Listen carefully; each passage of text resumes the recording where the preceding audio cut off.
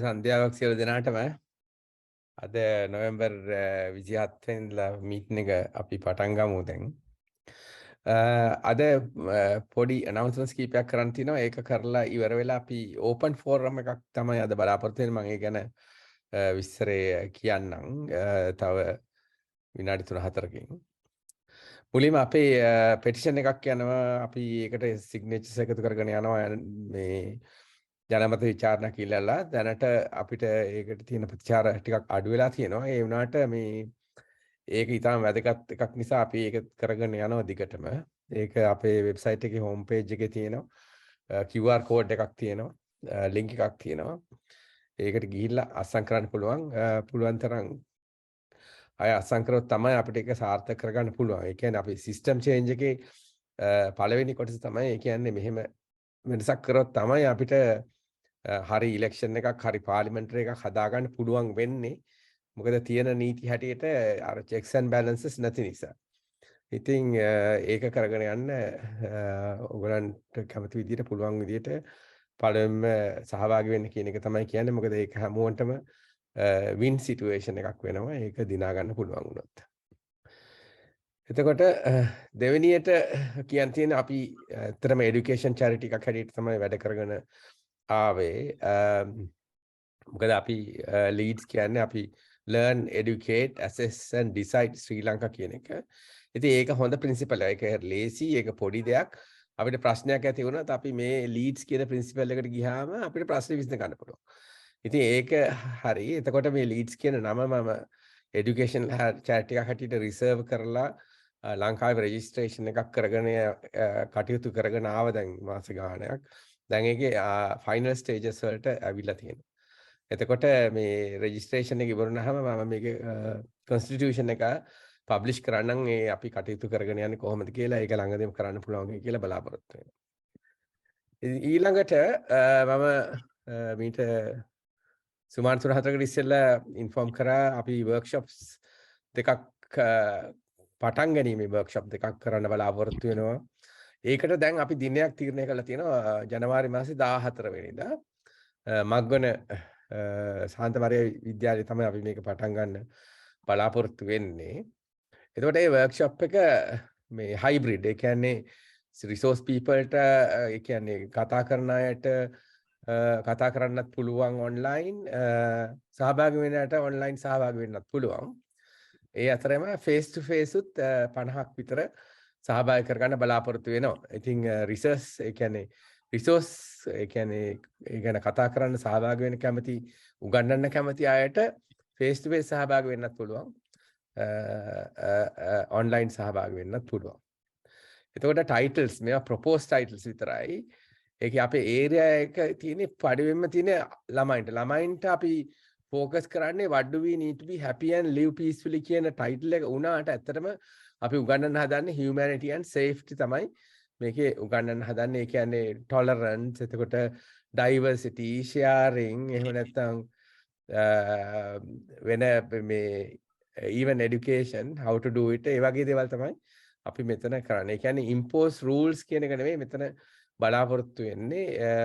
මේ වගේ ළමයින්ට self thinking process එකකට යන විදියට උගන්වන්න තමයි බලාපොරොත්තු වෙන්නේ. ඒකට සහභාගී වෙන්න කැමති නම් කවුරු හරි resource person කෙනෙක් කියලා සහභාගී වෙන්න කැමති නම් ඒක ගොඩක් හොඳයි. එතකොට දෙවෙනි එක workshop for adults. මේක සමහරට අපි මෙතනින් පටන් ගත්තට සමහරට තව ඉස්සරහට ගෙනියන්න අවශ්‍ය වෙයි. ඒ කියන්නේ අපිට උගන්වන්න ඕනේ අපේ ඉලෙක්ටොරල් සිස්ටම් එකේ හරි අනිත් සිස්ටම් එකේ හරි ඇඩ්මිනිස්ට්‍රේෂන් සිස්ටම් එකේ හරි මොන වගේ checks and balances ද අවශ්‍ය. එතකොට සිස්ටම් එක හරියට වැඩ කරනවා. ඒ කියන්නේ එතකොට මේ අපිට හරි සර්විස් එකක් ලැබෙනවා. ඒ කියන්නේ දැන් අපේ ඉලෙක්ටොරල් සිස්ටම් එකේ තියෙන ප්‍රශ්න හින්දා තමයි දැන් තියෙන පාර්ලිමේන්තු එක වුණත් හරියට ජනතාවගේ අවශ්‍යතාව විදිහට වැඩ කරන්නේ නැත්තේ. ඉතින් ඒක ගැන මේ මොනවද මේ essential checks and balances කියන එක ගැන තමයි වැඩිපුර අපි කතා කරන්න බලාපොරොත්තු වෙන්නේ. මොකද ඒක සමහර විට දැන් electoral process එකට යන්න හදන අය ඉන්නවා ඇති. එතකොට වැඩියෙන්ම දැන් අරගලය වෙනුවෙන් සහභාගී වෙලා system change එකක් අවශ්‍යයි කියලා බලාපොරොත්තු අයටත් මොකද්ද මේ system change එක කියන එක තේරුම් වෙයි සමහර ලාවට. ඉතින් ඒක නිසා ඒක ඉතා වැදගත් වෙයි කියලා හිතනවා. ඉතින් අපි මේක රෙකෝඩ් කරලා ඒකත් අපි ඔන්ලයින් දානවා. මොකද එතකොට ඕන කෙනෙකුට පස්සේ හරි බලලා ඒක ගැන ඉගෙන ගන්න පුළුවන්. එතකොට මේකේ මේ අපි රිසෝස් පීපල් ඕනේ. ඒ කියන්නේ මේකට උගන්වන්න පුළුවන් කට්ටිය ඕනේ. මොන වගේ දේවල් වුණත් කමක් නැහැ. මේ ටයිටල් එක කිට්ටුවෙන් යන විදිහට උගන්වන්න පුළුවන් නම් face to face online. ඒක අපි පළවෙනි ප්ලෑනින් මීටින් එක තියෙනවා ලබන සුමානේ සෙනසුරාදා. ඒ කියන්නේ 3rd December Saturday 6 pm. ඒකට සහභාගී වෙන්න කැමති නම් මොන හරි දෙයක් කරන්න පුළුවන් කියලා හිතෙනවනම් අපිට ඊමේල් එකක් වань admin@srilankalease.com. එතකොට අපිට ඒක ගැන කතා කරන්න පුළුවන්. මම ඒකට ඕපන් ඉන්විටේෂන් එකක් එවන්නම්. මේ Zoom ඉන්විටේෂන් එකක්. එතකොට කැමති නම් සහභාගී වෙන්න Saturday next Saturday හවස 6ට ලංකාවේ වෙලාවට. එතකොට මම ළමයි ගැන කතා කරා. දැනට ඒ ඉස්කෝලේ Saturday හවස තියෙනවා ළමයින්ගේ ක්ලාස් එකක්. මේ ක්ලාස් එකේ පින්තූරය මේ ගිය සුමානේකි. ඉතින් මේ ළමයින්ට තමයි අපි මේ හියුමැනිටරියන් ගැන උගන්වන්නේ. එතකොට දැන් හිතා ගන්න පුළුවන් මොන වයසේ ළමයිද මොන වගේ ළමයිද මේකට සහභාගී වෙන්නේ කියලා. මේක එක්ස්ට්‍රා කරිකුලර් ක්ලාස් එකක් කරන්නේ Saturday හවස 2 ඉඳලා 5 වෙනකන්. එතකොට අපි මේ පැය තුන තමයි මේ පාවිච්චි කරන්න බලාපොරොත්තු වෙන අපේ ෆස්ට් මේ හියුමැනිටි ගැන උගන්වන ක්ලාස් එක කරගෙන යන්න. ඉතින් ඒක ටිකක් ඇට්‍රැක්ටිව් විදිහට කරන්නේ ලෝකල් ටීචර්ස් සහභාගී වෙනවා. එතකොට මේ ඩිසයින් කරන මීටින් එකේදී අනිත් අය ගැන කතා කරලා ඒගොල්ලෝ ගැන දැනගන්නත් පුළුවන් වෙයි ඒකට සහභාගී වුණොත්. එතකොට එහෙම තීදී අද අපි ඕපන් ෆෝරම් එකක් ගන්න බලාපොරොත්තු වෙනවා. දැන් අපි අවුරුද්දක් විතර මේ වැඩ ටික කරගෙන ආපු නිසා අපිට ෆීඩ්බැක් එකකුත් අවශ්‍යයි. එතකොට තව අදහස් අවශ්‍යයි. ඒක වැඩියෙන්ම about what leads have done. අපි leads වලින් කරලා දැනට තියලා තියෙන දේවල් ගැන එහෙම නැත්නම් අපිට ඉස්සරහට කරන්න පුළුවන් මොනවද කරන්න ඕනේ මොනවද කියලා බලාපොරොත්තු වෙන දේවල් ගැන. එතකොට ඒ ගැන හරි ඊට වැඩි දේවල් හරි ඊට වඩා ඉස්සරහට කරන්න පුළුවන් දේවල් හරි ඒවා ගැන අදහසක් ලබා ගන්න තමයි අපි බලාපොරොත්තු වෙන්නේ. ඉතින් criticisms තියෙනවා නම් criticism, comments තියෙනවා නම් comments, එතකොට suggestions තියෙනවා නම් suggestions. ඒ ඔක්කොම වැදගත්. ඒක නිසා ඒක තමයි අපි අද කරන්න යන open සංවාදය. එතකොට මේ ඒක ඕන දෙයක් අපිට කියන්න කතා කරන්න. එතකොට මේ ඒකේ මොන හරි criticisms තියෙනවා ඒවත් ඔක්කොම දාන්න. එතකොට අපි commonly වැදගත් දේවල් අපි ඒක වීඩියෝ කරලා අපි මේ permanently තියෙන්න සාස්සන්න. ඒ අතරේම මේ ඊට පස්සේ අපි දැන් සුමාන දෙකක්ම අපි මේ electoral reforms ගැන කතා කරා. ඒක ලොකු සබ්ජෙක්ට් එකක් ටිකක් අමාරු දෙයක්. ඒ වුණාට ඒකේ මුල ડોකියුමන්ට් එක දැන් ડ્રાෆ්ට් එක රෙඩි. ඉතින් අද වෙලා තියුණොත් ඒ කියන්නේ ඕපන් ෆෝරම් එකෙන් පස්සේ වෙලා තියුණොත් මම ඒ ડોකියුමන්ට් එක ෂෙයා කරලා ඒකේ ඔයගලන්ගේ මේ අදහස් ලබා ගන්නත් බලාපොරොත්තු වෙනවා. එහෙම තියලා ඒක නිසා අද මම දැනට මෙතනින් නවත්තන්නම්. අපි ඕපන් ෆෝරම් එක පටන් ගමු. ඕන කෙනෙකුට කතා කරලා මොනවද කරන්න ඕනේ හරි තමන් ගැන අඳුනලා දෙන්න පුළුවන් නැතුව හරි කතා කරලා කියන්න. හරි. බොහොම ස්තුතියි.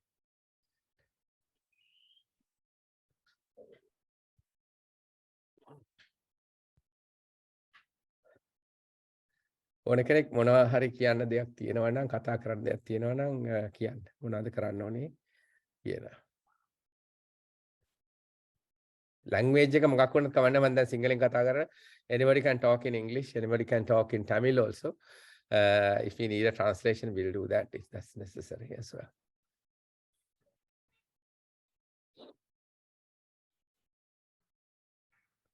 And කවුරුත් අත උස්සලත් නැහැ. Suggestions, are there any suggestions so far? Any suggestions that we can do in the future?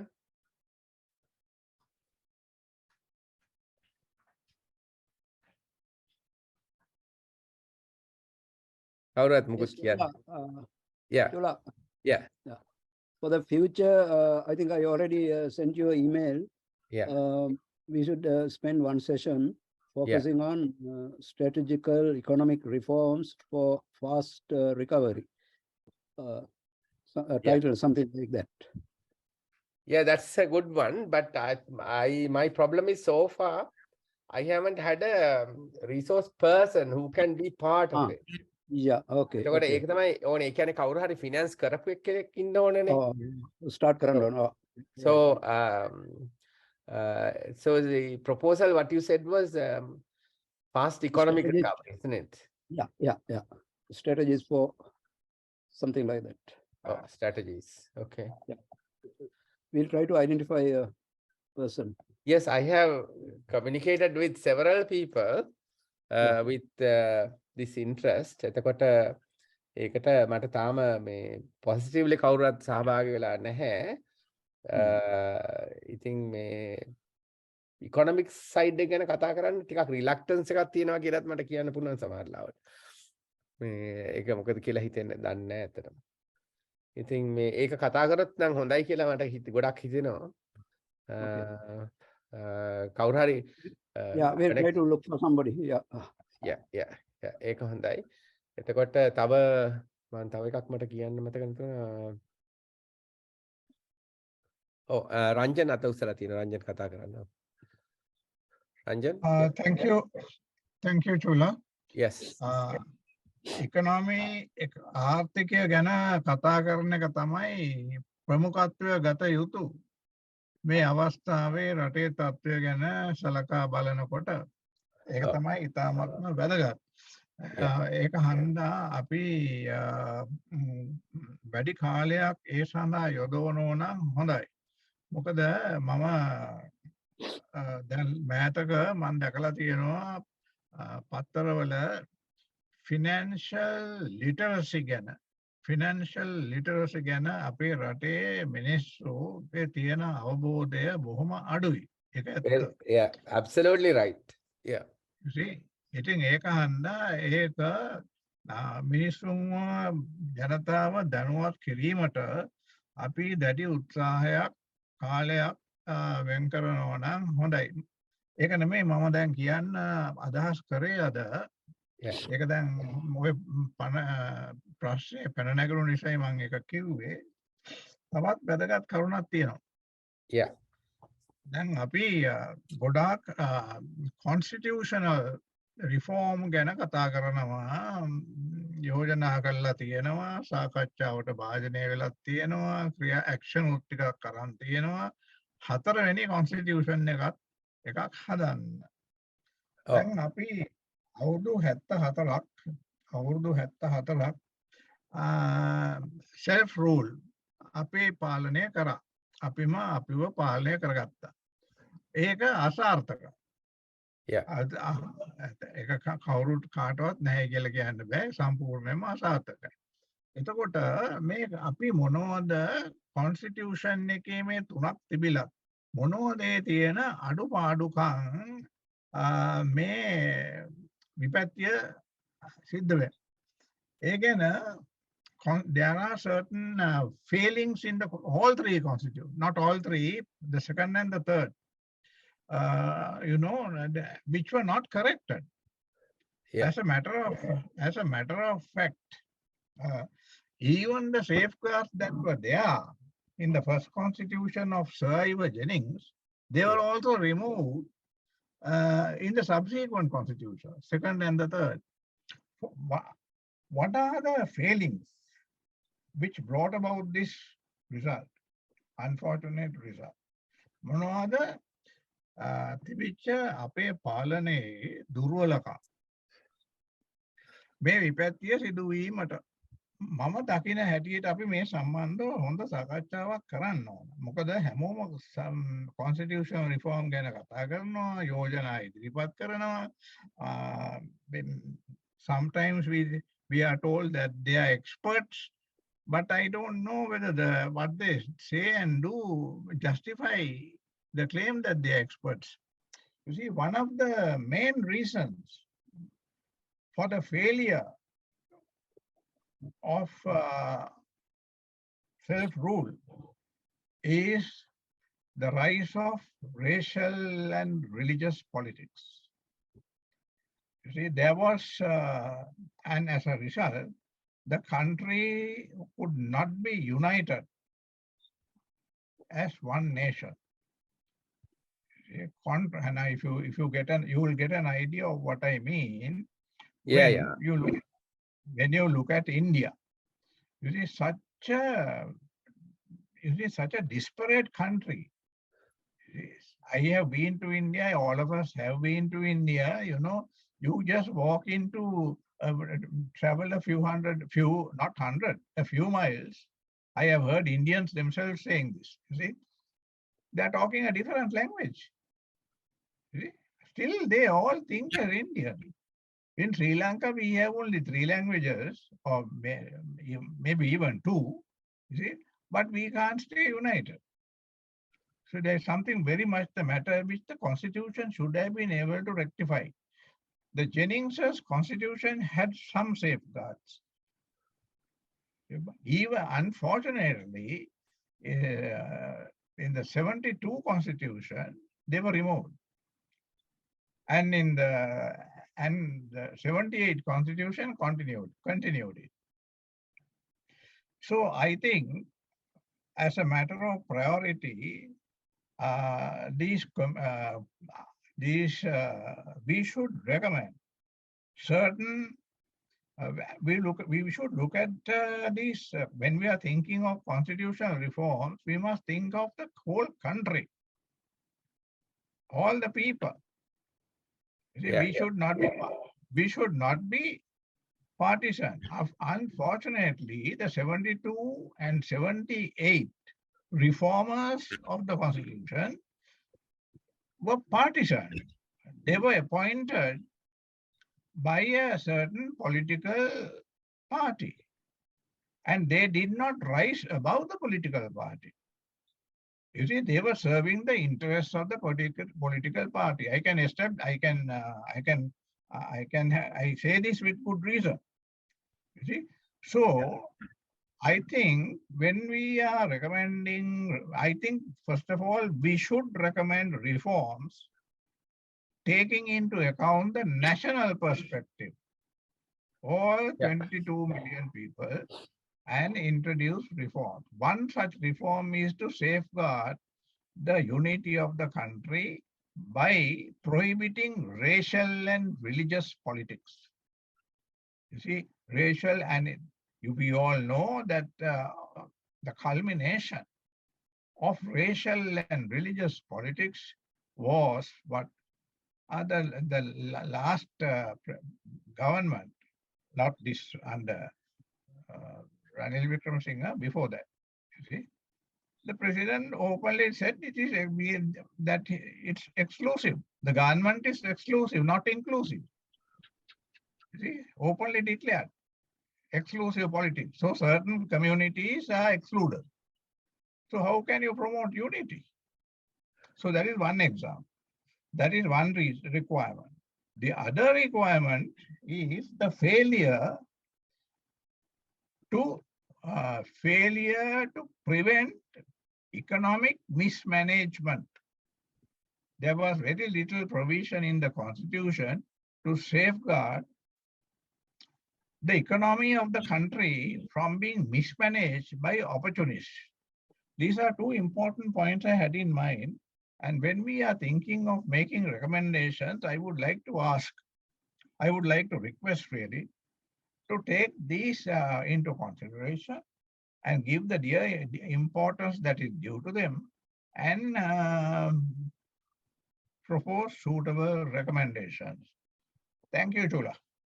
Thank you, Ranjan. I think you made all your points are absolutely correct, and people have talked in various forms over the last many discussions on this. And failure of our constitutions, the first one was that, say, for example, the president and the parliament and the judiciary should be independent. Now, that has not existent anymore in Sri Lanka because they are not functioning independently. The president seems to be at a higher level than all of the others, and they cannot function independently. That's number one.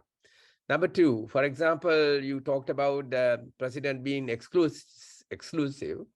Now, president is appointed by a national election, and the president should be serving everyone when they are elected, not just a small fraction of the community or a larger fraction of the community. And in us, the president was obviously campaigning for various parties when they were president. So how can they be independent when they are doing that? So that's another thing. And financial literacy is the most important thing. that is lacking in our voters, and that's one of the major things that we need to really do. Say we have to show that where the public expense is coming, public expense is going, and how these financials should be managed, and what should be public expense and what should be private expense. This is what is being tend to be believed to people is like, private is a bad thing to have, because public money is the one that we should get everything free. That is the kind of approach people have, but they don't know that they themselves are paying for it. So I mean, what you say is absolutely right. So if I allocate a date for failing of our constitution, Ranjan, would you be able to start the discussion with the very points that you mentioned just now? Yes, I think that is possible. That's quite possible. I Yeah, think that's finally good, because there'll be a lot of people who will talk about this. Why have we failed in the current constitution? That's a good one to talk. And the financial literacy we'll talk about with a financial expert when we have. And then I think we should work on financial literacy as well, because I think that's a very important aspect that we should maybe take several sessions to explain to people how the government finances work. And in particular, I've invited even previous central bank governors to try and talk, but we haven't had anybody coming forward. And there was, I have put this on the web as well about there was a discussion on 12th November by a group on democracy. And that was a fantastic discussion. And then I think you should listen to it. And in particular, there was a lady from US who's called Soraya Dean talked. And her talk is fantastic. I mean, if you can listen to it, just listen to her talk, and then you will understand some of the things that she mentioned about the current situation, which will be really enlightening. So any other comments from others? I think these two are very good topics. Why we failed the constitution, that's a good one, because that will highlight the weaknesses. The same thing that we're talking in a different way, like petitions and etc. And the financial literacy of the voters or general public, that's another important topic. I think these two are very good topics. May I come in, Chula? Yes, Lakshman. Yeah. I think Ranjan raised a very valid point, which goes beyond the electoral constitutional reforms. As I see now, India and Sri Lanka, we got the freedom from the British rule roughly during the same period, few years later. In the case of Sri Lanka, I think by looking at the changes happened in 1956, and again after the 1978 constitutional change, I see there is a common element. 1956 also, the government came into power through Sinhala Buddhist kind of attitudinal changes in the voters, and 78 that did not change, but there were many other changes. But what is common is, and also comparing with India, now India always has we are Indians, kind of Indianness. And in Sri Lanka, we still don't have that Sri Lankanness. If you look at three-wheeler in Chennai, for example, what is written at the back of the three-wheeler is "Be Indian by Indian." Okay, this all started with Gandhi and Nehru, because those national leaders. In Sri Lanka, you can see what they have written in three-wheelers. Okay, so what I think is, much more than the constitutional changes, we need the attitude, changing attitudes of the people. You're right, Lakshman. I think you have to do a lot of teaching in relation to this, or discuss issues. I think it's very good if we start doing these things, with several sessions. And the rise of these religious and racial division is basically because our politicians survive on that. That's what's happened. They don't propose anything that's nationally good. They only want to see how to take a pound of flesh from the other party. That's the kind of thing that's been done. So that's the rise of this segregation is partly because our leaders have been allowed to do that. And that's how they survive and come into the parliament, etc. So that's another issue that is nice to talk about these three topics, yeah, because then we can understand that much better. Anything else? Any other things that we need to talk or do? Yes. Can you hear me, Bernard Fernando? Yeah, Bernard, yeah. Yes. Just to make an observation, I Yeah. fully agree with all the comments that were made by the previous speakers in regard to this our ethnic conflicts and Yeah. not thinking as one nation. So all that then Indian presidency and those two things I just want to make this additions. Yeah. Because when I prepared this package of proposals somewhere in 2016, I as a sovereign voter, I observed these shortcomings and then came out with some proposals wherein my main objective was to what you said, by Indian, be Indian, by Indian, and Indianness, same thing. By way of Sri Lankanness. If you see my proposals, you will see that several places I have said to boost Sri Lankanness. That is one country. That is why, number one, I did it in a way to promote that, considering at a general election, entire country as a single electorate. So that means we are considering for the national parliament, we have only one national parliament, to consider the entire polity, all the electors, the voters, carrying equal value in their vote. Yeah, so it comes in if you have the proportional representation system as it is, isn't it? Exactly. So that is, in my view, in the case of now, see, the political, our electoral process impinges on these two issues, the Sri Lankan as well as this independence of the three pillars about this presidency.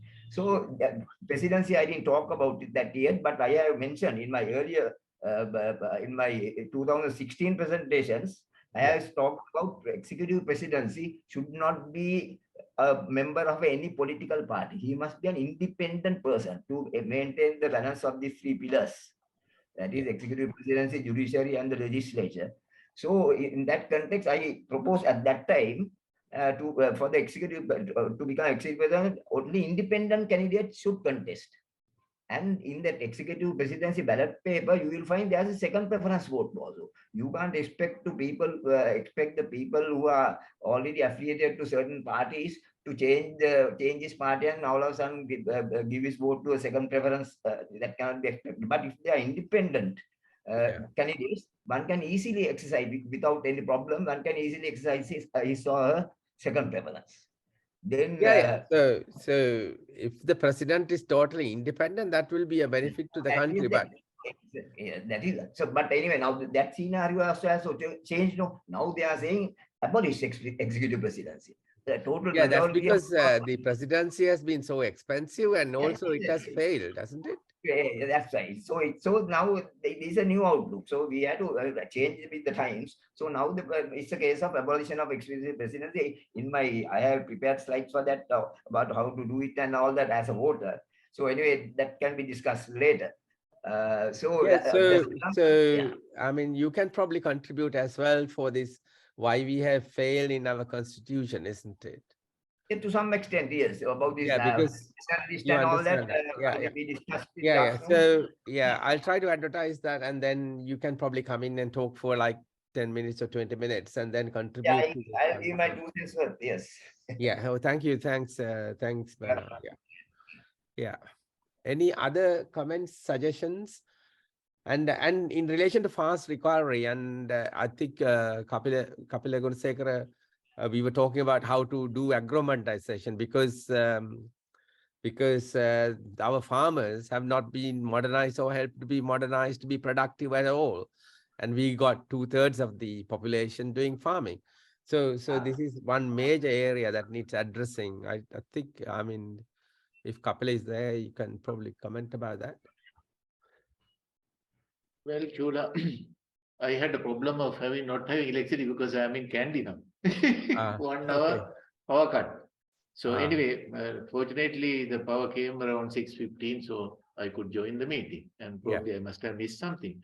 It's very interesting because now when we look at our country, I mean, we have lots of resources, and I think over the years, what has happened is that the agriculture people who are engaged in agriculture has become less than I think 10% of the population. Although we think that there are lots of people involved in the agriculture, there is less, but that's okay. The problem we have is the resources we are not using to the fullest extent. For example, I will just tell you now, there was this concept of organic matter, organic fertilizers. I mean, we can actually produce plenty of organic fertilizer. Whether it is useful or not is a different question. I mean, the quantities that has to be added. But if you start from Kandy, go right around the country, what do you see? The guinea grass, that is almost a very invasive grass that is growing anywhere. No water, no fertilizer, it just grows. But the problem is, do we have a mechanism to harvest it? We don't have the technology.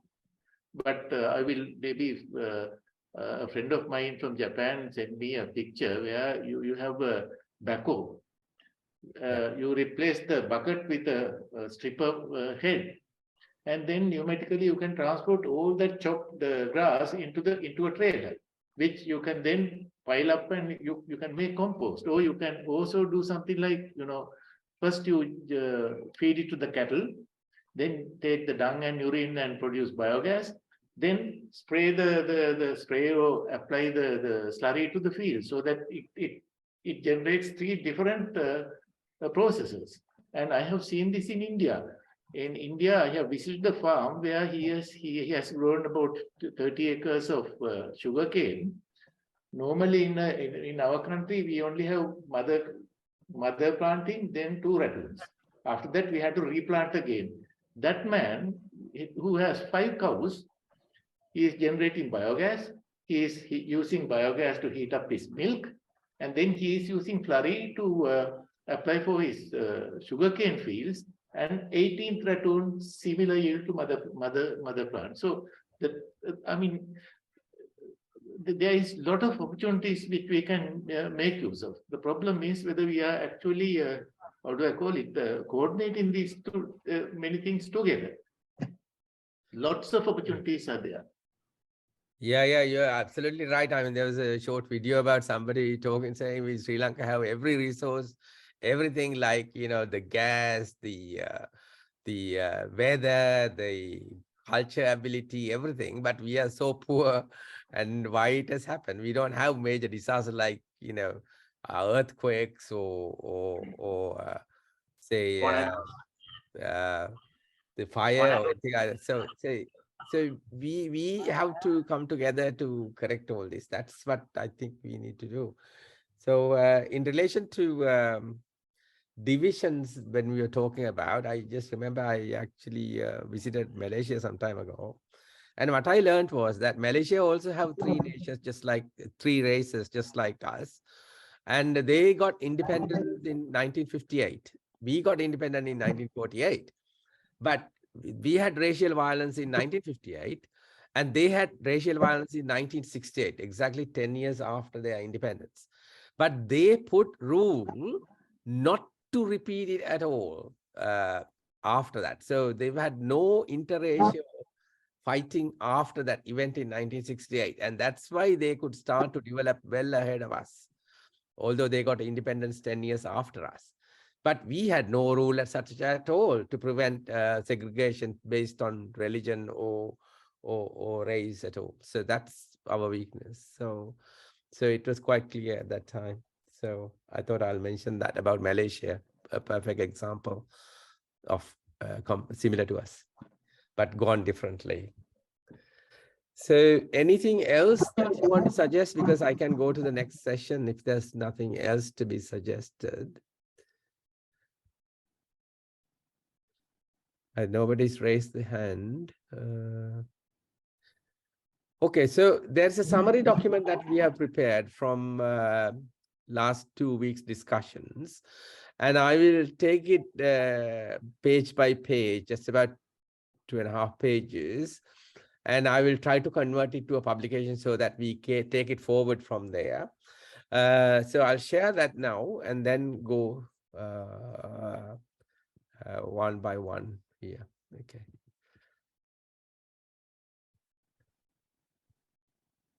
So here the title that we have put for this together, this summary document is system changes are necessary for our general election process to produce a democratic, accountable, visionary governance.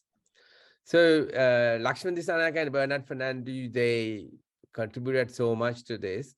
So I put their names on behalf of Leeds as well, because we all have contributed through discussions. So in summary, the things that we have discussed in the was there is a background because we trying to publish this as a document.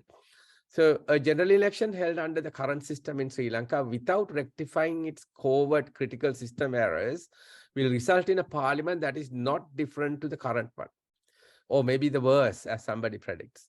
So therefore, these system changes must be legalized before any election to ensure that we have a parliament that can lead us to recover from the current economic and cultural crisis. The first past the post system democracy is a thing of the past. This is because many votes cast for the losing candidates are discarded and therefore lost in the final electoral representation. The proportional representation system is better because almost all votes contribute to the election result. Sri Lanka currently has a proportional representation system, but modified by 2 caveats that have reduced its value. These 2 caveats include the preference vote, Manape, and the mixed member voting system. The original proportional representation system, 1978, had the district party candidate list in merit order as an integral adjunct. In 1981, the original merit list was replaced by the preference voting system, Manape. MMV was tested in the local government election in 2008. So that's the one that has now produced like 9,000 politicians in place. So the Manape, now these are the things that we have to say. So in consensus, we put what we should do and then the reasons behind it. So that's what it says. So the number one is the Manape system should be scrapped because the current Manape system parachutes candidates to the electorate based on the preferences of the political party leaders. This enables the party leaders to install and promote their own political and economic agendas that will benefit them surreptitiously at the expense of the public viewpoint. More robust, controversial, competent, and non-loyal to the leader, but better candidates are likely to be excluded at this stage, making democracy a top-down process and not a bottom-up approach as it should be.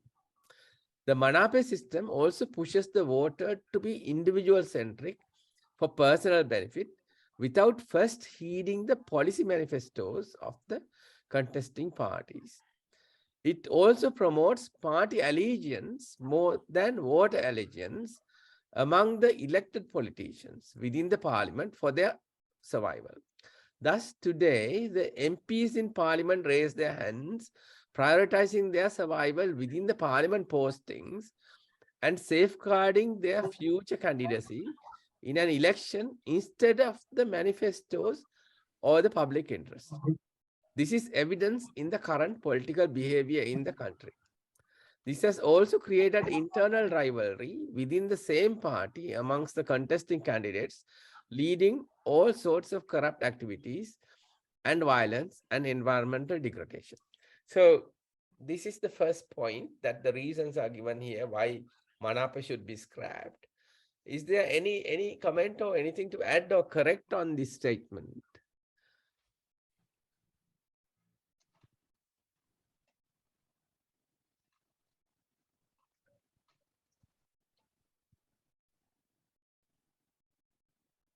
Anything to correct on that? There's a Yes. chat. Yeah. Can you hear me, Bernard? Yeah. While we discussed, I think we also discussed about the cost reduction without Manape. There'll be a lot of time and energy waste will be reduced. No counting of preferential votes taking hours and hours. So be as simple as that, and election will be known before midnight. Yeah, we noted that below. So saying this, yeah, Ranjan, yes, you have anything to say, Ranjan?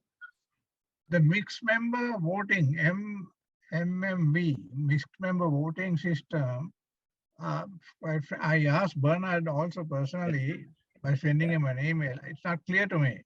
And I wonder whether there is anybody who can clarify this. Bernard, you want to clarify that? Apparently this was tested.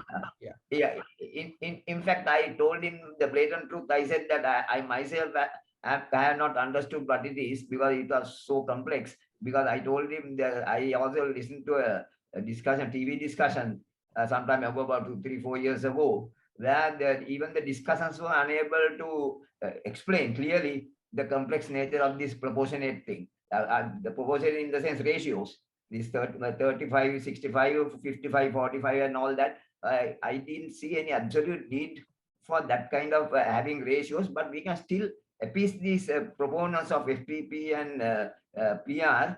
And I have given a proposal on that basis in my package, where I mentioned that after the election commission, the main objective of their being there is to, while conducting an election, the main two objectives as a voters point from a voters point of view is, number one is the accuracy of the calculation of the number of seats. Now we know that valid votes can be counted by officers, no problem, but in the calculation, as I mentioned, to give equal value, then only that is the primary objective of an election in my view. Then secondary is, when we, for example, we take our 225, you know, so when the 225 given to different parties based on the proportionate votes that they have got.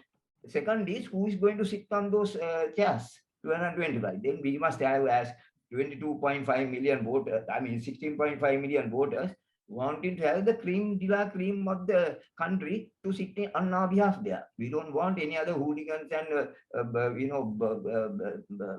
drug dealers and all that to come in there. We need the best of best. And for that purpose only, I have given this. We have to make this is a system change, that we can't go by the any person can contest and all that to be ultra democratic. So we have to start with laying down rules and regulation, because as I mentioned last time also, I think repeating myself, Pafferal and them, they also came with a list of best practice, I mean eligibility criteria I have given in my presentation, that also, and those are not enough, and they were not given legal teeth. Now we have to give legal teeth and have this eligibility criteria into that, because that this system is practiced all over the country and all over the world. When you are recruiting people to a particular body, now Parliament is the most supreme body in our country. You know, take any company, small place where they want to recruit people, they always call for applications, and they give the eligibility criteria. Only these people can apply, not others. So then when they find the correct eligible people are selected, and they are called for an interview. And at the interview, they give the structured interview system. I think we discussed structured interview system. Under that, I mean, you can't have the best perfect system, but this is the near perfect, better than the present system. So we had to go with that, and then because this criteria can change over the years. Because now today's A level, I think after 10 years they will want an MBA. To be the minimum qualification. Let's focus on the MMV, because the MMV is the issue that's been talked. Yes. So the MMV, as far as I understood from what you said and everybody else's, is that you get a proportion of MPs coming from FFP system. That's the first pass system, and the proportion come from proportionate system. And you said 35, 45, whatever the proportion. Okay. Now the problem with FFP, as we discussed last time, is that say you get 40% of the vote, and then you can become the MP elected, whereas 60% of the vote taken by the opposing candidates are totally lost. So that's another creepy way of getting a weaker candidate into a position. And then it also weakens the representation system, because if you reduce it, it weakens the proportional representation system based on everyone's vote. Yes. So that is the difference. So whatever kind of MFP that is coming in means, if people try to introduce FFP into the current proportional system, is bad. That is what we need to understand, and say no to whatever the MFP, because that means we are trying to introduce FFP back into the proportional representation. So that is what we should prevent here. Very right. Yeah, is that correct? Yeah, very right, Professor. Yeah, yes, okay. that's because I said that should not be the duty of the NEC. Election Commission, they have to only achieve the primary objective and the secondary objective. Then putting the people already in the list, no, the merit list is there, no? So they have to put them according to the list. That's all. Yeah. Okay. So we now, I think, cleared the clarification that was required on the MFV. Yeah. And shall we go to the next one? So the next one is actually open to discussion, because when we had the discussion also, we could not really come to a conclusion. Now, the non-elected parliamentary seats downgrades the democracy and opens backdoor entrance of deals. These should be scrapped. Now, I will read it in total, then you'll understand what is meant. Now, non-elected but appointed MPs in the parliament is a covert method applied by the politicians themselves to dilute the democratic power within the parliament. The current president's appointment is a perfect example of the extreme. These strictly non-democratic appointments should be scrapped. Say in our parliament, we have 51 seats in total. That's 23% are not directly democratic.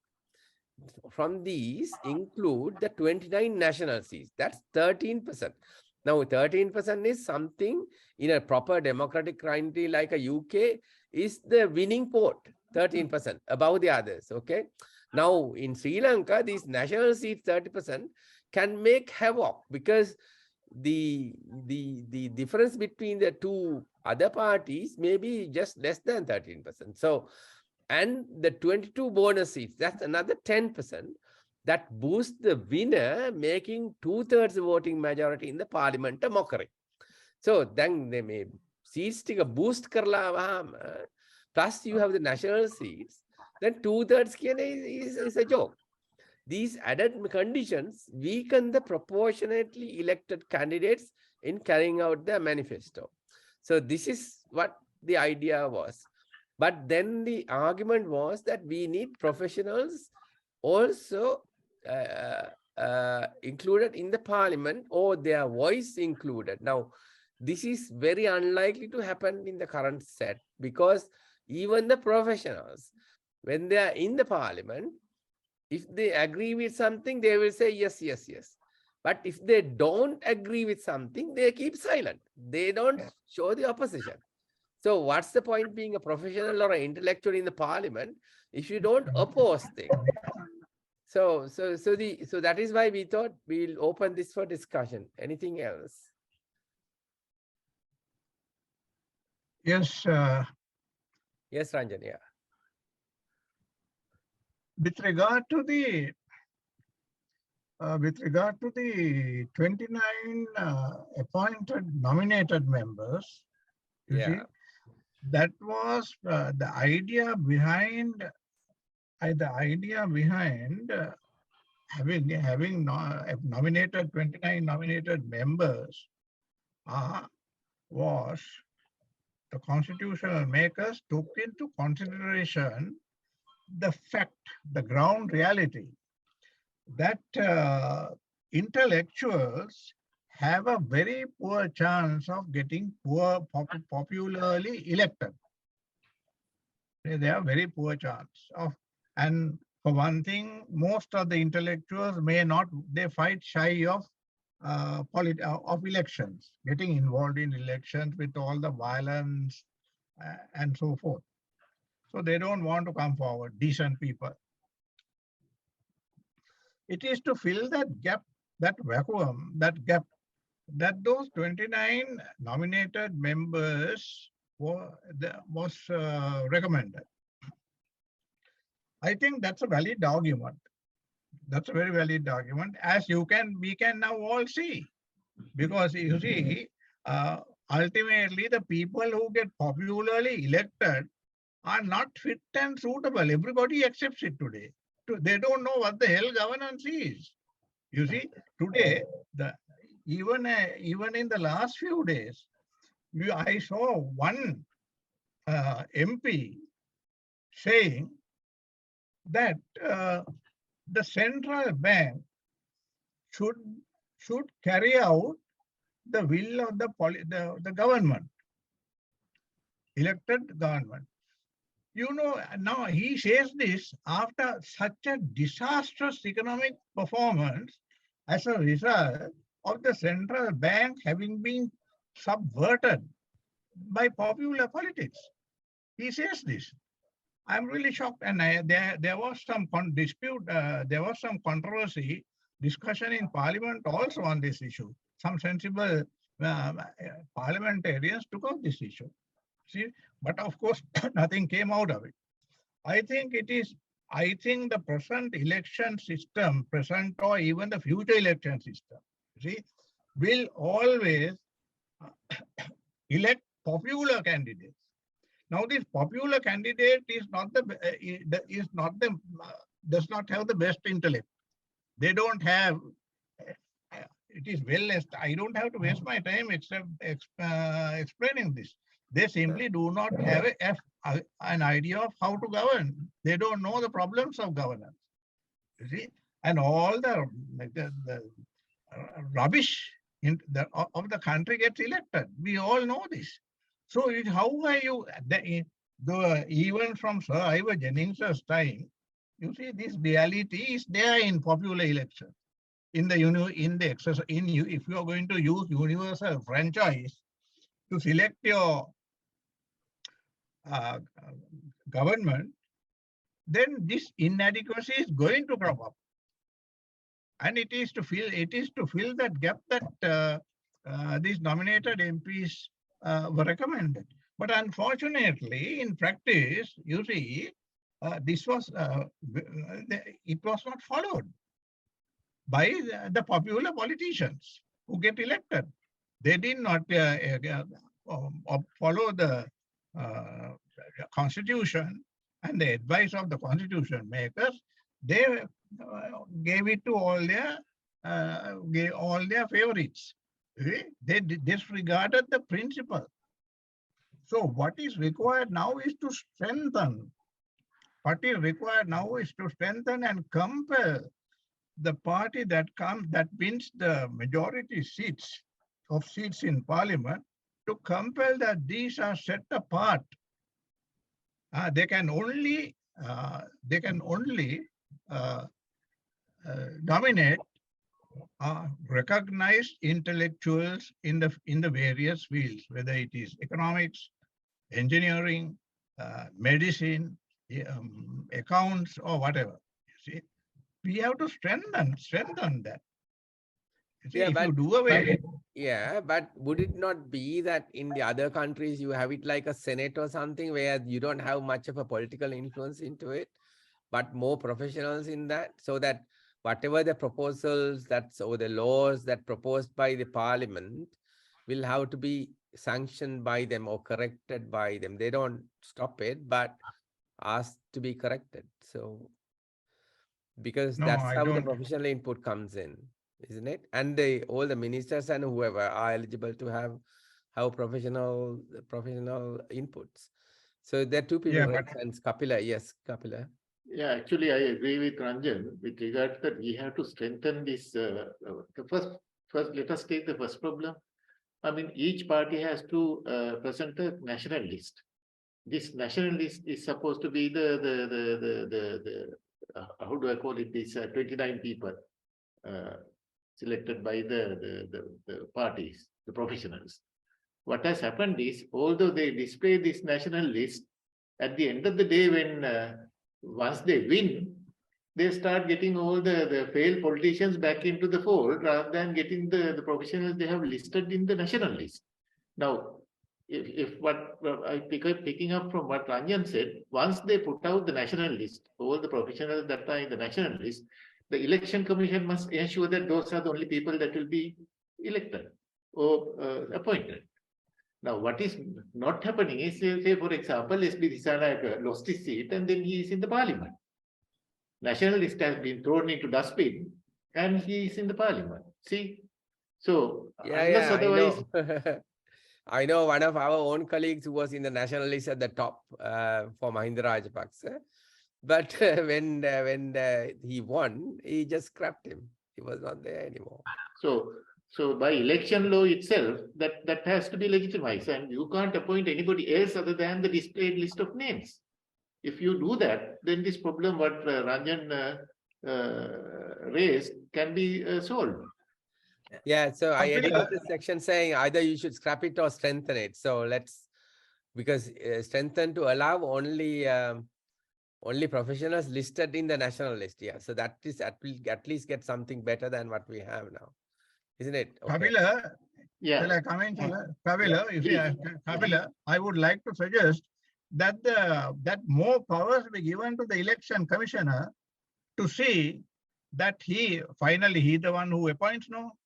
So Yeah. he should be given the power to reject if any party were to submit names of defeated candidates and other people who don't fall into the meaning, the spirit and meaning of the nominated members. He should be given the power to reject them.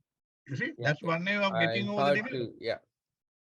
Mervin, actually, Chula, can I also come in? Now, Yes. the whole problem is now, if I remember correctly, each party will have to display their nationalist candidates prior to the election. So they will pick all the professors, I don't know, the business people, the accountants, whatever. They are there in that list, beautiful people. But when it comes to at the end of the election, they are nowhere there, and somebody else is there in that place. So if we can prevent that, once they display the name, that is the list of names, no other thing. And as Ranjan said, election commissioner has to ask for only those names. Yeah, okay. So Give more I powers to added the that. election commission. I added all you said into this, so we nearly resolved it. So either scrap it or strengthen to allow only professionals listed in the national list. Election commissioners should be empowered and accountable to implement this appropriately. Okay, so we've done that. Yeah, good. So that's fine. Chula, shall I make a slight change? Election commission should be empowered and accountable to implement the provisions relating to the appointment of nominated MPs according to the spirit of the letter and spirit of the Constitution.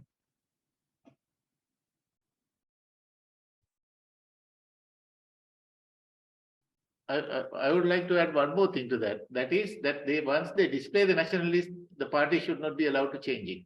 And that is where the powers of the election commissioner comes in. Yeah, correct. Okay, so Yes. okay, I'll Can say I- the Yes. okay. So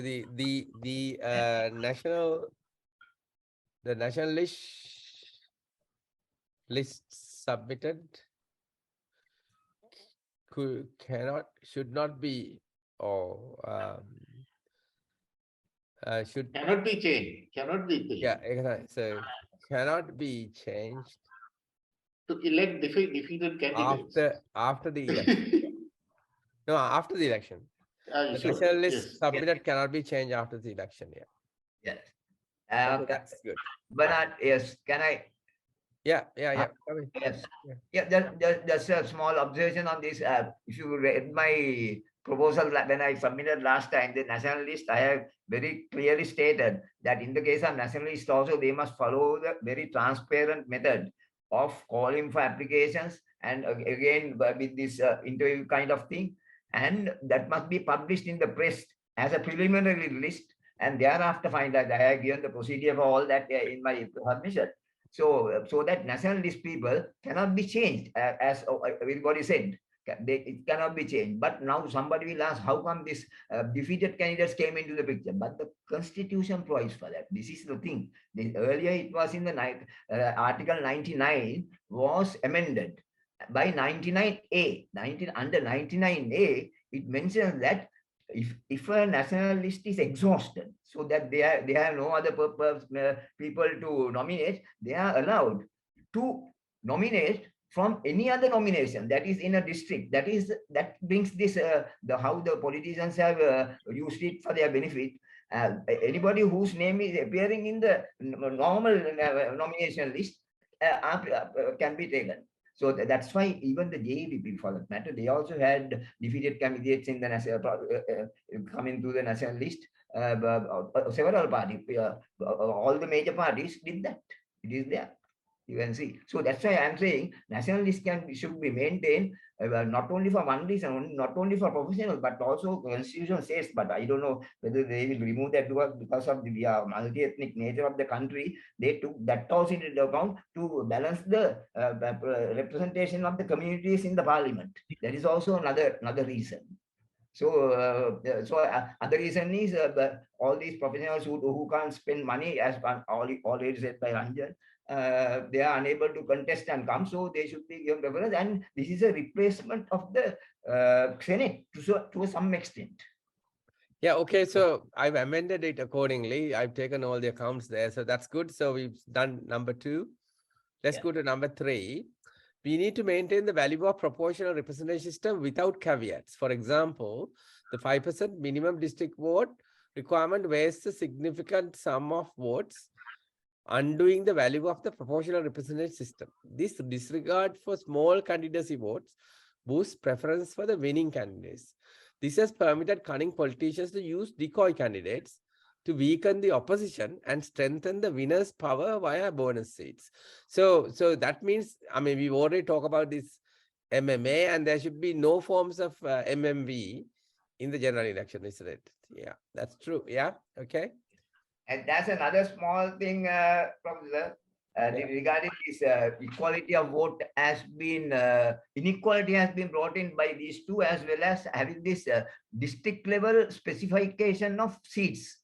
When you have the national election, so it is one single electorate where everything is equal and it goes according to the proportional system, very clean.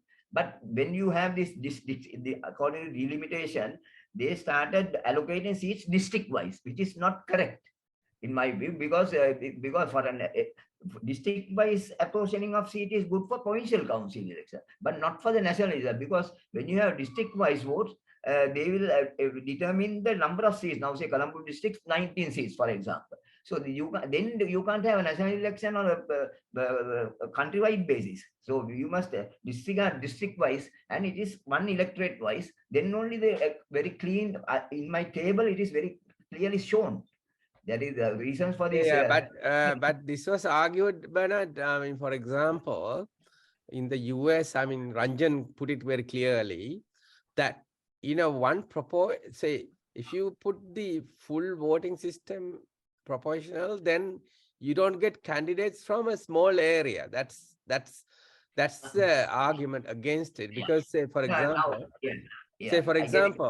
if you have that proportionate kind of system, and there's a main party, shall we say, and they will vote massively, say 90%, say for example in the south, okay, 90% in the south and nothing in the north.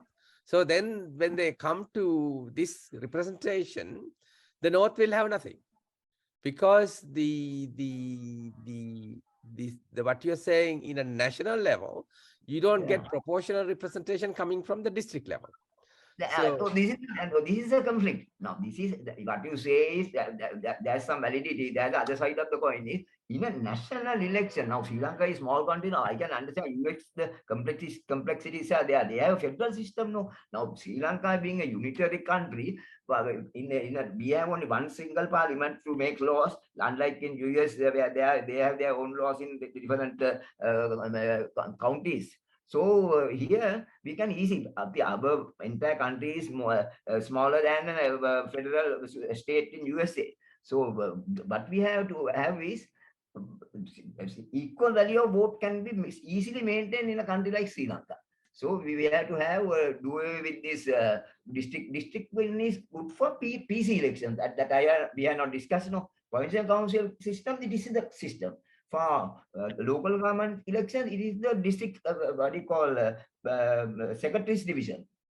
ප්‍රාදේශීය ලේකම් කාර්යාලය division එක ඒක අදාළ පරිදි තමයි මේ election එක පවත්වන්න ඕන. නැතුව මේ if you think like this in the other way, say number of politicians should not that be reflecting the population in the province? For example, if you have say 50% of the population in Western province, then shouldn't they have 50% MPs? Yeah, now say for national election, as I said, national election means we need national MPs, not provincial MPs. Not we have a system now introduced. Earlier days, I agree that before 78, before provincial council system, before 88, before provincial councils came, you are right. That is correct, because the MP has to do all that. Now, no, we have done away with FPP system. We have done away with what you call district voting system. So now we are having provincial council. So entire national parliament is only for policy making and for finance covering. So they are national MPs. They can come from anywhere, but just to dilute that, to balance that equation, only the 29 also there is a element of some of the smaller parties will get national list seats. So I mean, Kapila has raised the hand. Kapila, yes. Yes, I'm just wondering, Chula. I mean, just a comment. I mean, you can take it lightly. In fact, we have only 25 districts. Why do we have to have so many legislators in the parliament when we have only 25 districts? We need only 25 people who knows what they're doing. Yeah, but the populations are different in the districts. That's one of the issues, isn't it? Say Western province has a huge population. Okay, I think there you can bring in the proportional system so that nothing more than 50 people will be elected to the parliament, no, instead of this idiotic 225. Yeah, proportional representation. Once you come in as a singularity vote mentioned by Bernard, then obviously you get a proportion. Then all the votes will count. But then what you are going to lose is the district representation, because you may have people who are coming in the proportional representation who will not have any interest into the districts. So that's how it will happen. So, but so there is an issue like that. So anyway, that's something we have to discuss. So let's go to the other one as well, because that I will. So we all support professional representation system, and then whether it at district level or national level is the one that we need to debate, but then we will do that at a later time because it's not something that is, so that is. Excuse me, no. If we have the district system without only these two, again the inequality of votes will arise. Inequality will come back. Because with this district system, there's what is called, when they count the votes, there's what is called relevant number of votes. So there's a second round counting. It's a little complex process. I can't explain right now, but I know it. If I refer to my articles, that the district voting system also sends several votes into the waste basket. District for the national election, having district level number of seats allocating, sends several thousands of votes into the waste basket. I can show that. But if you look at this way, right? Okay, shall we say Jaffna, for example? Okay, now we have, say, very small proportion in relation to the whole population over there, and then we say, okay, out of that you get, say, 5 MPs for the out of 225, shall we say? Okay, so you give the 5 MPs to Jaffna district, and then you apply the proportional representation system. So when you do that, then you get that 5 from the highest marking the vote takers of that candidate, isn't it? Again, no, but then that goes against the objective. Now we are talking of Sri no, Lanka it now. does, Again, but we are divided. then the local people will be happy that they have elected the people they want, and that's more proportional representation. Although nationally there may be a slight weakness. I mean, you are the mathematician, but you can probably calculate that and see the nationally how much weak it will get if you do that proportional representation district basis based on the population. Yes, that So, now I think you are good in calculating that. So you can probably tell us next time round if you do that. Yeah. No, our fundamental objective is equality of vote only for general election. Yeah, yes. So Equality of vote, equality has to also even for others consider. also the district-wise electorality. Yeah, Now, consider the districts, because we want the politician to be representing the districts at the same time. So, as I tell you, take Jaffna for example. How many MPs will be there elected based on the population? Say 5. So let them decide proportionately who that 5 will be. Is that wrong? I think that's more democratic, I think.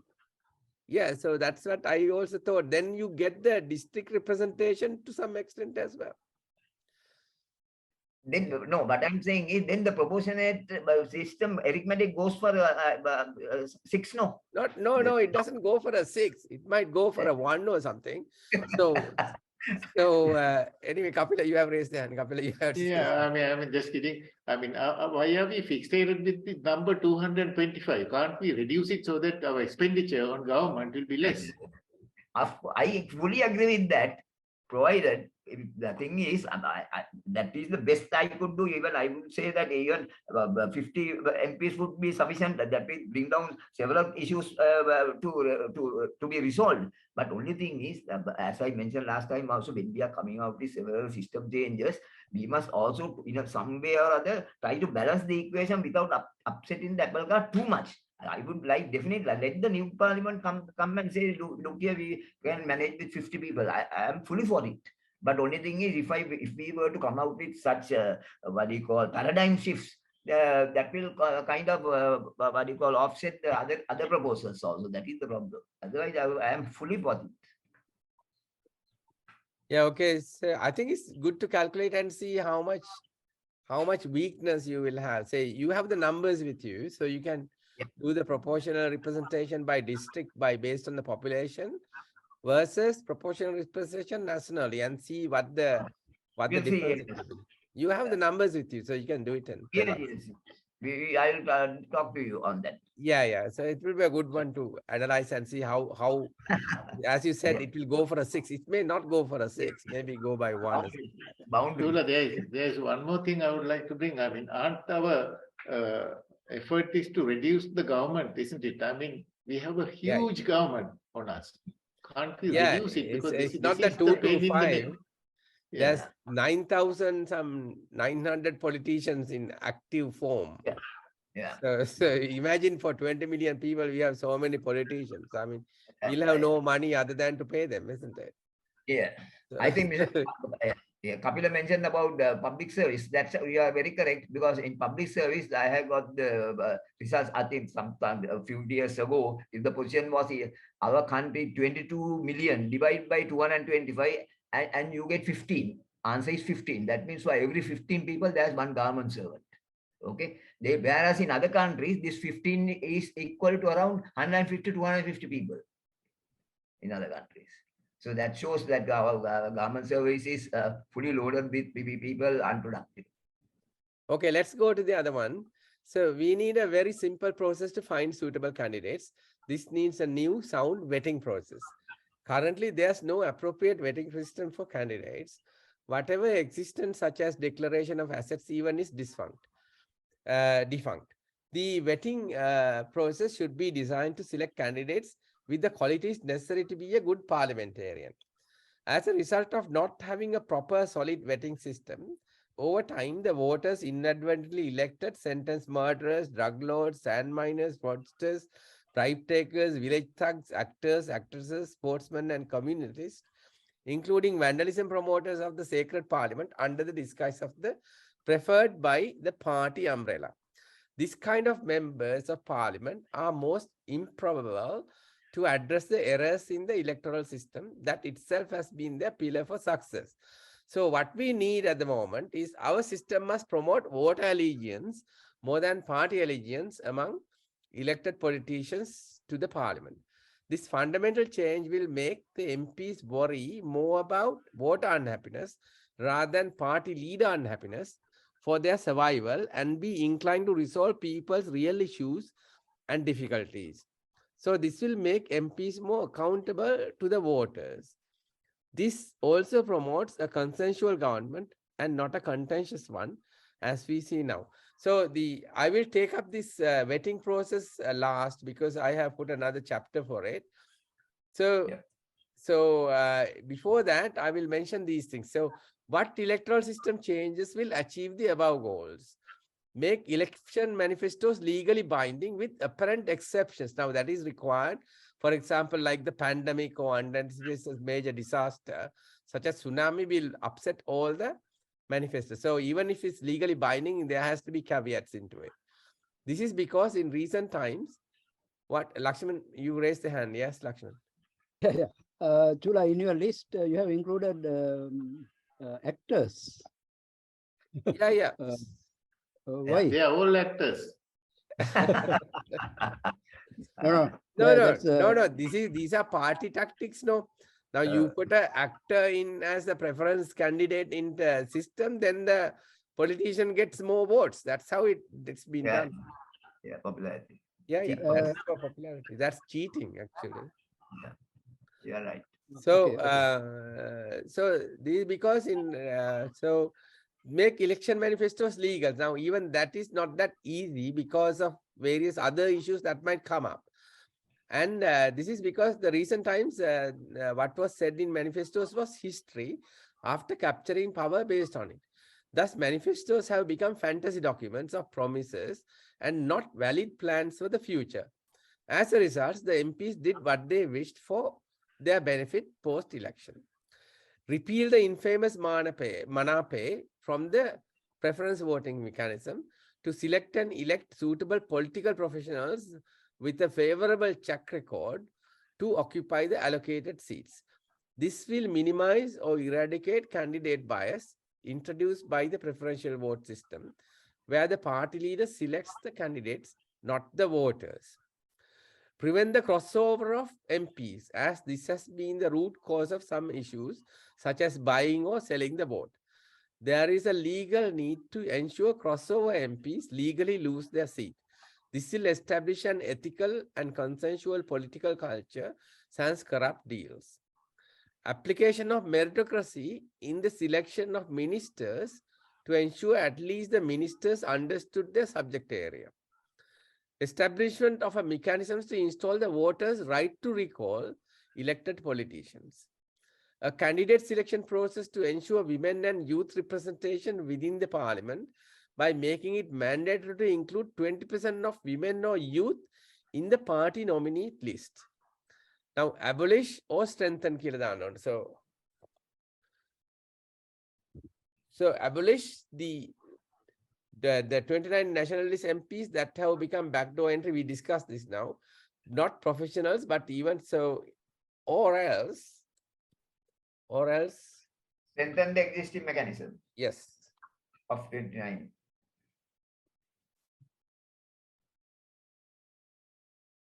Strengthen the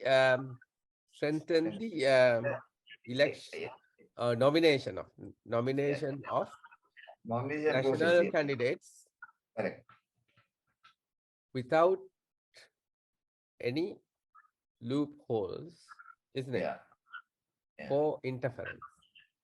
Purely based on their professional and track records. Yeah. So I've mentioned that about earlier on about publishing their names and everything else. Yeah. So, yeah.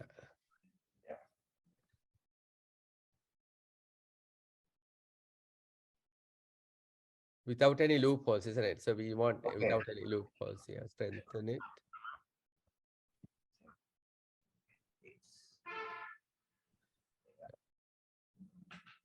Okay, so we've done that. Okay, abolish the mixed member voting system, which is, we talked about the weakness on that. Has painfully adopted the ad hoc ratios to satisfy only FFP and PRIA proponents, culminating in delays, overhangs, etc. So make the party election manifesto the primary determinant for the vice voter decision. Fix a maximum expenditure limit for party campaigns, which we have discussed before, to ensure level playing field, to opportunities for eligible applicants and financial strength. Now, I have put this in red because I need to discuss that. And the last one is National Election Commission needs to mandate standardized minimum eligibility criteria to ensure the nomination of genuine country-first political professionals based on merit. Towards this end, the political parties should be regarded as registered corporate bodies with constitutions incorporating necessary provisions.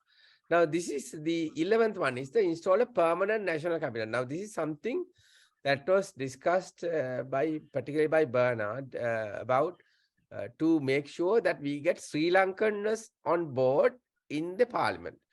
Now, how it works is not very clear, but maybe Bernard can explain that a little bit to see whether we should keep it here or we should take it up at a later date in a different format. Yeah, what I'm saying is, since my entire package of system changes are based on the premise that objectives of the election process also should be to take up Sri Lankanness and accuracy and rationality. So in that regard, because earlier my first proposal was equality of vote. No, as a result of equality of vote being practiced, you will find that the number of seats from the northern and eastern areas will come down. So to appease to that such a situation also now, because otherwise we have to balance the coin on both sides. So that's why I thought it's important, so that it will appease them, so that they will also will have a say in the cabinet when the decisions are taken. Not only that, not only they will have a say, they can run away also saying that we were not consulted. They can run away by saying, "Oh, we are not consulted. Only singer is major nationality. Only they are governing this whole thing." So to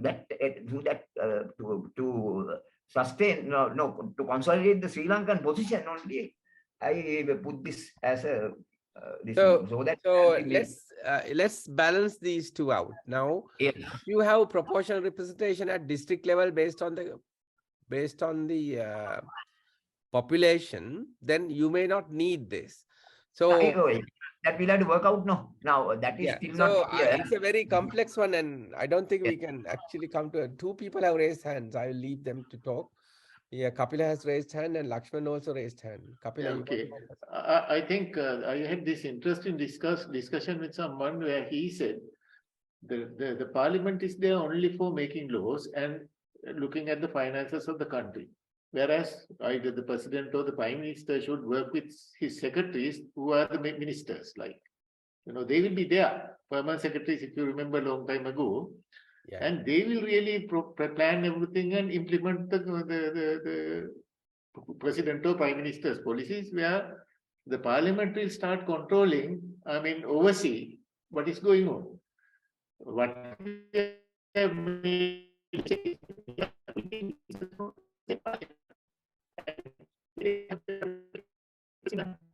Kapila, I think your connection is yeah.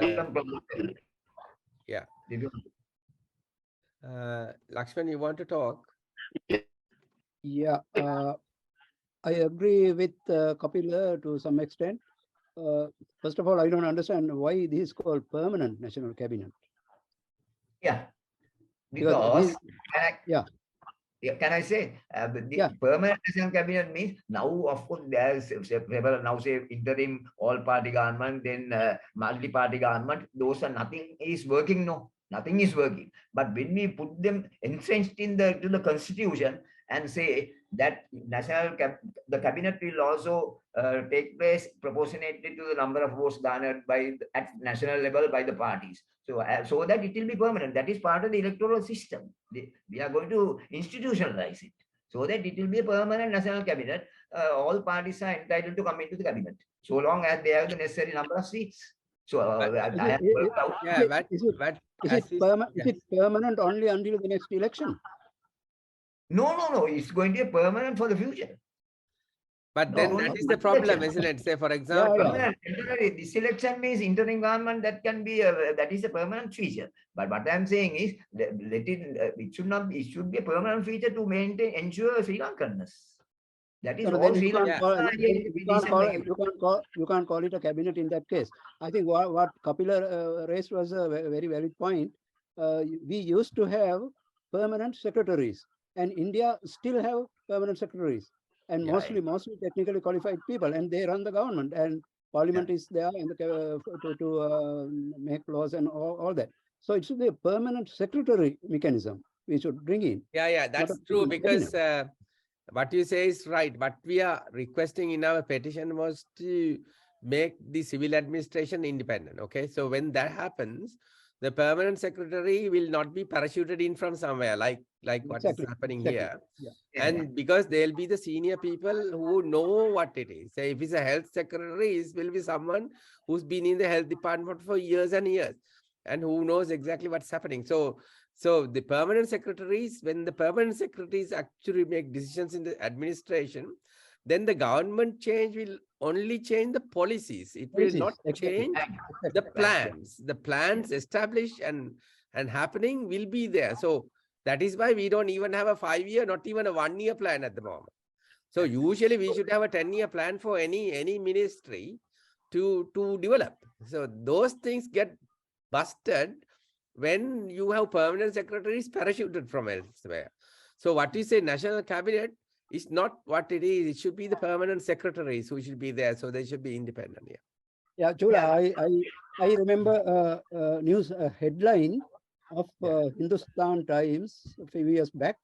The main headline says, "Who runs India?" And below that, the answer is there: the technocrats run India. So these are 5-year plans, irrespective of the government change. The main plans remain. Yeah, that's most important. We need to keep the plans installed and then worked out, because it's so difficult to prepare a 5-year plan. I mean, I know I've spent days and days and days to prepare a plan for department. And how about national plan? People make so much effort.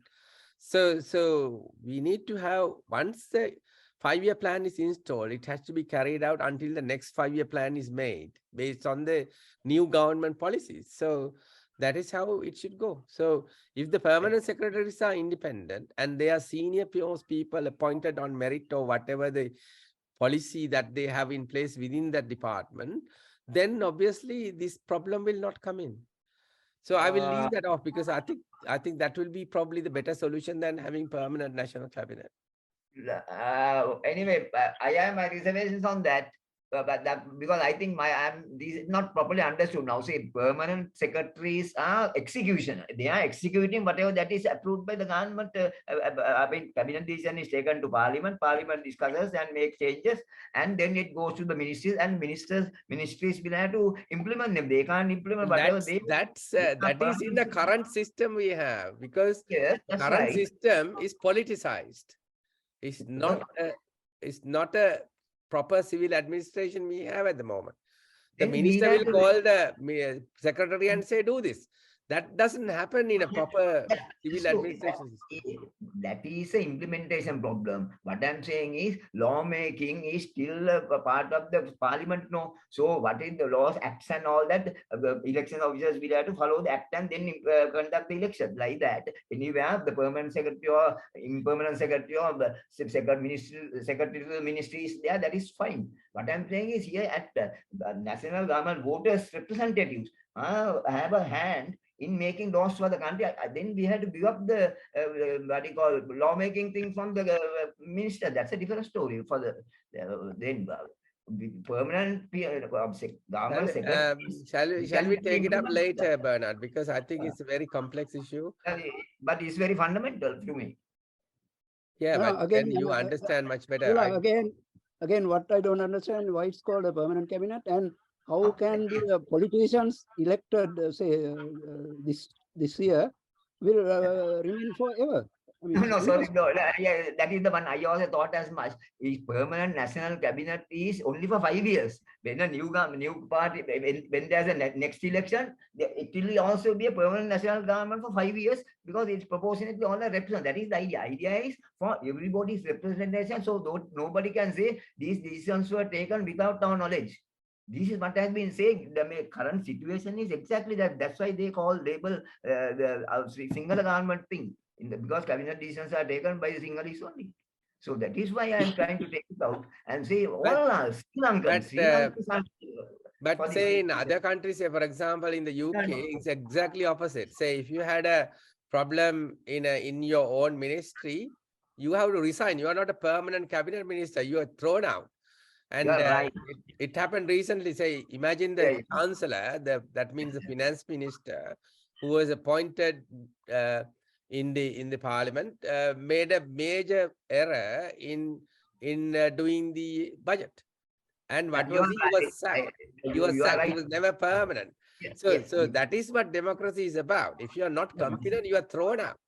Yeah, you are very correct. This is what happens when the country and the culture and the way people live with these and all those things are changed. No, this is we agreed. No, we are having a different culture, so we must have a homegrown thing to fit our people. So okay, so can I discuss this later on, because I think we need a better proposal in relation to this permanent national cabinet. Can I do that? Because I don't think we can come to a conclusion at this time. Yeah, that looks right. Okay. Chula, I would like to propose that we go back to the permanent secretary system as an option. Yeah. Okay, so I'll put that. Yeah. Okay, revert. No, we had to decide what is permanent secretary and what is the ministry secretary. Now we have ministry secretary. So the former permanent secretary is converted to ministry secretary. So we had to understand fully what we mean by permanent secretary. Yeah, because that's the system we had until late 60s. No, I'm also not sure about the differences between permanent secretary and the present secretary to the ministry. I'm also not sure. We have to be fully knowledgeable on that when you say permanent secretary. What is the difference between the two? Otherwise, I think putting that we will not be. That, no. Permanent secretary positions were replaced by the ministry secretaries now. It happened in mid 1960s. Yeah. That's right, correct. So what I'm saying is, by bringing that, what are the advantages we have to mention? No, why are we doing that? There must be. It's like this. Say for example, say I worked in the health work. Shall we say 40 years, and then you become the secretary. Means you exactly know what needs to be done because you understand from the laborer onwards what they are doing. Whereas now we have health system led by, for example, health system is about saving lives, right? And then you put a military man to lead it as a secretary whose exact point was to destroy life. So how can we have even the common sense tells you that that's not compatible. So your profession has to be relevant to be the secretary. So that's why the secretary should come from. It's a way to politicize the administrative system completely. Yeah. So if we say that permanent secretary is not to be transferred out with the change of the government, then that should be the case. Permanent. They are not transferred out. They don't change with the government. No, they don't. The secretaries don't change with the government. No. Now it is happening. No, now it's happening because it's politicized. That's right. So we have to take up that position. In other words, permanent secretary means he won't change with the change of the government. Yeah. That's why it's called permanent. I agree with that. But only thing is other one is the cabinet is a different ball game. Okay, so advantages about changes are to changes make the electoral process rational, fairer, cost-effective, and productive at a lesser public cost. Chula, I think Kapila has raised hand. Yeah, Kapila, yes. Sorry, I didn't see. Yeah, he's I had coming. a weak connection. Actually, what I wanted to say was that when the ministers keep changing, the government policy keeps changing. That is what has happened over the last 70 exactly. years. Yeah. But Yeah. if there is someone who is having administrative authority running the country independent of the minister, then this whole problem can be solved. Yeah, Only exactly. he will have to carry out the policies of the parliament. That's it. So there's a better continuity. Better continue Continue with independent permanent secretaries. I'm sure there'll be better. I agree with that. That can be agreed. That is execution part, no problem. But I'm saying is the decision making, the policy decision making part. Yeah, policy is Cabinet and the parliament. with the government.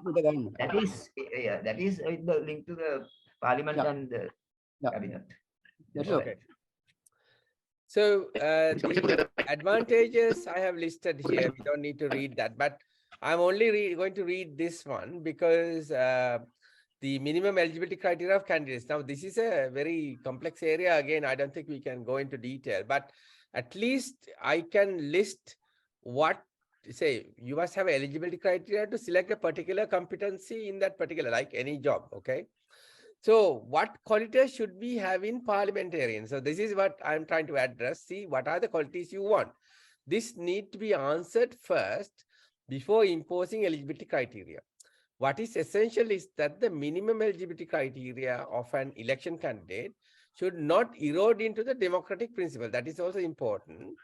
There are no qualifications to assess honesty, empathy, respectfulness to others, understanding and working democratically, punctuality, ability to read, understand and respond in at least one national language, and no nepotism tendencies. Still being helpful without favoriting, tolerance for other opinions, seeking and honor advice when necessary, and happily vacating when people say to do so. Most important is to have a proven track record displaying the above qualities. I think that is where I have to stop, because this is very complex doing this eligibility criteria, because I know various levels of education, etc., being listed. But in that case, I want to say one thing. For example, Professor Stephen Hawking, he was thinking 100 years ahead of everybody else. And, you know, he was communicating only through a computer because he couldn't talk, couldn't walk. He was in a disability chair for so many years, but people still respected all what he said. So, and so things like that. So it's very difficult to decide who should be, but at least we can decide what kind of people, what qualities we expect in them. So having that, say, excluding, say, people who had criminal records, even criminal records, you might have to, say, separate out. Say, for example, just because you had a traffic offense, it's not a criminal record, although it will go as a something like that, that they should be prevented from coming into parliament. And also corruption is another one. So corruption, the very big fish are never even caught in Sri Lanka. Very small one who took, say, 1,000 rupees or something are the ones who are prosecuted, and they are the ones who will not become candidates as a result. So I think this is another area that needs to be discussed. So all are already included in the peripheral criteria I mentioned. In addition to peripheral criteria, what you mentioned just now, all those things are this criminal record, jail sentence, corruption, everything is there in that. Yeah, so we will say that there's a need for emergency minimum eligibility criteria, then we can refer to other people's as well and then decide on that, isn't it? Yeah, I just want to, because we got quite a lot of things said there. I don't want to go into details of these minimum criteria because it's another big subject area. Yeah. And that's why I thought it's better to say what kind of quality we expect on them and then stop there. So criteria developers or whoever at a later date or whoever, if it comes to it, we can contribute to it. So in short, I just mention about this now. There are two things. One is eligibility criteria. That is to enter the interview, to become eligible for the interview. So these are very little ones. What I'm saying is just basic. These are basic criteria because Yeah, we find basic. Say for example. why did Naragale people say to go, all these 225 must go? Because they found that these hooligans, all these actors, all those people are coming. No, so that is the thing that they made them hate the politicians, and they said to all 200 that this is why we must at least put in certain eligibility criteria for people to see. I say, look here, they are not just selecting people; they are following a process.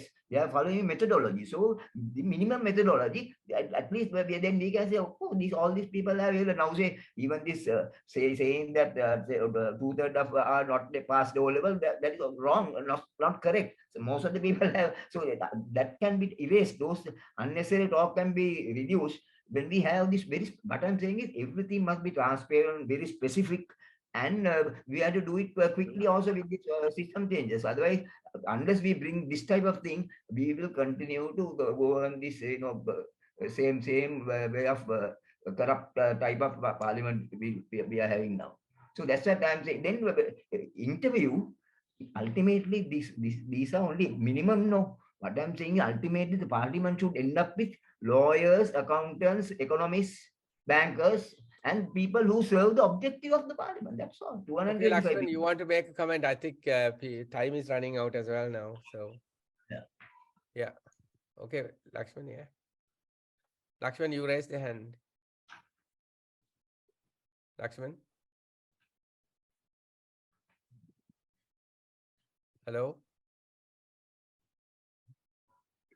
Sorry, I was muted. I agree with most of the suggestions by Bernard, but now we are discussing a kind of not a standard professional career. Now we are going to filter the politicians. So if you had laid this kind of criteria, we will not have Ms. Bandaranaike, we may not have Premadas, Indians will not have Narendra Modi. Okay. So that's right. So we kind of looking at the track record and quality is what matters mostly, isn't it? Exactly. Yeah. Okay. So we'll stop there in that case. I think because we got somewhere. It's not an easy subject. And are there any other comments that you have? So I can stop it there for the minute. Yeah. Anything else? Okay. So I'll try to organize the meetings that were suggested by Ranjan, and then the workshops are coming up, and please think about those and then try to contribute if you can. And the next week, I think there's a speaker already, but if he's not coming forward, I'll see whether I can make this come forward. Yeah, these discussions. Anything else to take up?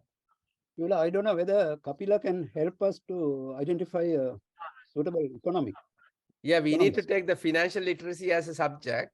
Shall we just ask someone to talk about financial literacy? What aspects that someone needs to at least know about the financial literacy? That's public financial literacy. Yeah. I think, Chula, there is this, I think he was lecturing at the PGI earlier. He was at the central bank. Yeah. Nimal, I can't remember his last name, but I can ask him. Nimal Sandaratna. Nimal Sandaratna. Yes. Can you ask and see whether we can do a little talk at least next week, if possible? Yeah. He's an ideal person if he can come in. Yeah. Just if you have connection, Kapila, can you give him a call and find out? Sure. Yeah, because that will be very useful, because we need to get that conversation started. It's very important at this time. He's an ideal person. We write to Sunday Times the column on economics. Okay. Yes. Okay. If you can get his email. There is also this guy who worked for the ADB, Gunatilaka, Herat Gunatilaka. He is also a good economist. He is at the faculty Department of Agriculture Economics. So I can check with both of them, and I think Gunay will come easily. Okay. So I will take that responsibility of. Okay, thanks, Kapila. Yeah, thank you very much. Yeah. Okay, yeah, very good. I'll catch up soon next week again. And if you have any suggestions, please email it to me as well. All right. Have a good evening. Thank you. Okay. Thank you, Chula. Bye. Thanks, everyone. Bye.